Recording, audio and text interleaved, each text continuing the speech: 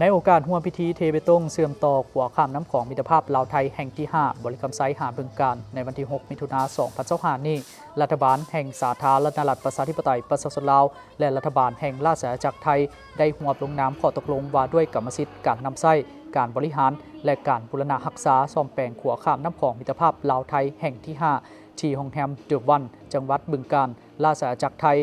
ต่างหน้ารัฐบาลลาวลงน้ำโดยท่านงามประสงค์เมืองมณีรัฐมนตรีกระทรวงโยธาธิการและขนส่งแห่งสปป.ลาวต่างหน้ารัฐบาลไทยลงน้ำโดยท่านสุริยะจึงรุ่งเรืองกิจรองนายกรัฐมนตรีและรัฐมนตรีว่าการกระทรวงคมนาคมแห่งราชอาณาจักรไทยให้เกียรติเข้าร่วมเป็นเจ้าขีพยานมีท่านเฉลิมไซกรมสิทธิ์รองนายกรัฐมนตรีแห่งสปป.ลาวพร้อมด้วยภาคส่วนที่เกี่ยวข้องทั้งสองฝ่าย